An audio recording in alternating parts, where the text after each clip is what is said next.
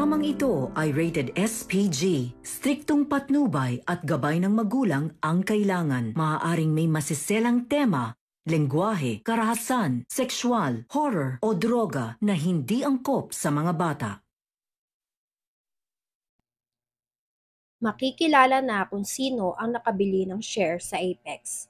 Isa kaya siyang kalaban o isang kakampi? Alamin natin. Welcome back sa aking channel. Abot kamay na pangarap. Napaka-intense nga ng mga kaganapan sa abot kamay na pangarap. Matapos maawa at masaksihan ni Lynette ang sitwasyon ni Carlos, nakapagdesisyon siya ng biglaan. Iuurong na niya ang kaso laban kay Carlos. Ikinagulat naman yon nila Annalyn at Robert. Natuwa naman si Harry sa desisyon ni Lynette. Dahil sa wakas nga daw ay pumayag na si Lynette sa hiling ni Harry. At madadala na niya ang kanyang daddy sa mental institute. Dahil nga sa nabasura na din ang kaso nito tungkol sa pagpatay kay Irene dahil sa kakulangan sa ebidensya. Kahit alam naman ni Harry na si Carlos talaga ang pumatay kay Irene dahil umamin itong si Carlos dito kay Harry. Narinig ni RJ ang sinabi ni Harry na nagpasalamat si Harry na iniurong na ni Lynette ang kaso laban sa daddy niya. Nagalit si RJ kay Lynette dahil napabilog daw siya kay Harry at kinonsinti ang kasalanan ni Carlos. Hindi daw papayag si RJ na iurong ni Lynette ang kaso laban kay Carlos. Pinagtanggol naman ni Lynette si Harry dahil sariling desisyon daw ni Lynette na iurong ang kaso laban kay Carlos.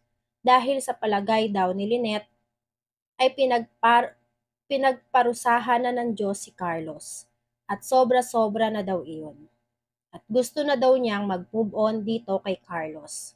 Nagalit pa rin si RJ. Sinabihan niya si Lynette na mag-usap silang dalawa. Sumunod naman si Lynette kay RJ.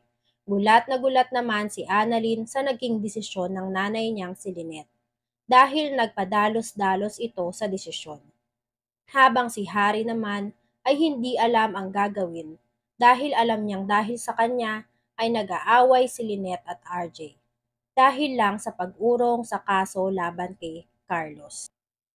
Samantala, may nakabili na ng share sa Apex. Ito nga ay si Madame Dubois.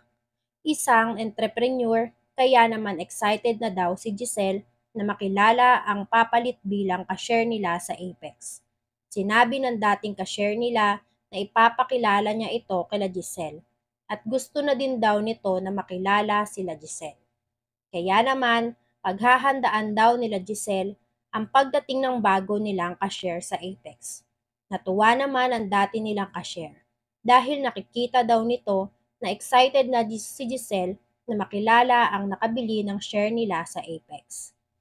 Sinabi ng cashier nila na magkakasundo daw itong dalawa, si Giselle at si Miss Dubois, dahil pareho silang mga palaban. Samantala, sa lobby naman ng Apex, nag-uusap-usap sila Annalyn at ang iba pang mga nurse. Nagpadala ng sulat si Emerald. Si Emerald ang babaeng tinulungan ni Annalyn na mahimatay ito sa labas ng Apex. At isang sikat na model na nakiusap sa kanila na huwag ipagkalat na nagpupunta siya sa Apex. Dahil ayaw niyang may makaalam na tumutulong siya sa isang pasyente. Sinabi ni Annalyn na nangako siya kay Emerald na hindi niya ipagkakalat at ipagsasabi sa iba. Kaya naman, winarning nga ni Nurse Evan ang iba pang mga nurse na huwag mag-iingay at huwag ipagkakalat dahil pinagkatiwalaan sila ni Emerald. Sumang-ayon naman si Annalyn. At kapag lumabas daw at nalaman ng iba na kay Emerald ay sila daw ang masisisi. Dahil pinanghahawakan daw ni Emerald ang pangako nila Annalyn na hindi sila magsasabi kahit kanino. Sinabi naman ni Nurse Evan na kahit nagtataka siya ay hindi dapat niyang ipagkalat na nagpunta si Emerald sa Apex. Kahit daw suspicious daw ang datingan ni Emerald. Samantala, may good news naman ang abogado nila Harry sa kanya. na finalize na daw ang pag-urong ni Lynette sa kaso ni Carlos. At free man na daw si Carlos. At wala na nga daw kinakaharap na kaso si Carlos dahil nga naiurong na rin at nabasura na rin ang kaso nito tungkol kay Irene. Tuwang-tuwa naman sila Harry sa narinig nila mula sa abogado, pati na din si Zoe. Hindi niya napigilan ang saya niya. Nagpasalamat naman si Harry sa abogado dahil sa patuloy nitong paglaban sa kaso ni Carlos.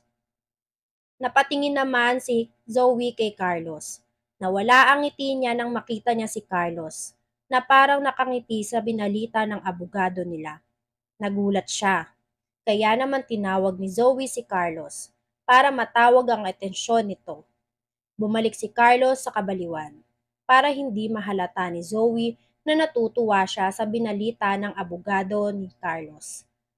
Nagtataka naman si Zoe kung bakit ganun na lang daw ang naging reaksyon ng mukha nitong si Carlos matapos marinig ang balita ng abogado na wala na siyang kaso, na magiging free man na nga siya at hindi na siya magkukulong, gaya nga ng pag-urong ni Lynette sa kaso na kinakaharap laban dito kay Lynette.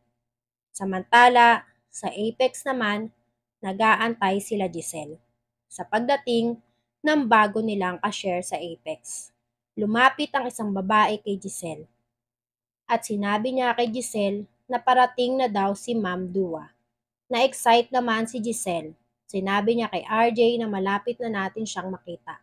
Nataranta si Giselle.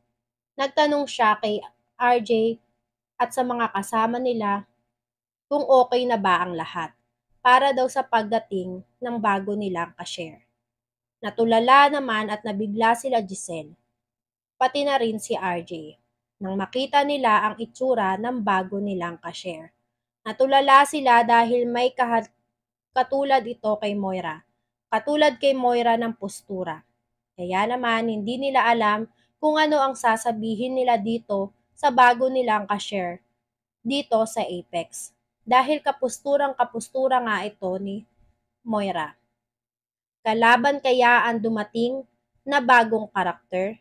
Sino si Dua? At bakit nagsisikreto naman si Emerald na parang may tinatago ito?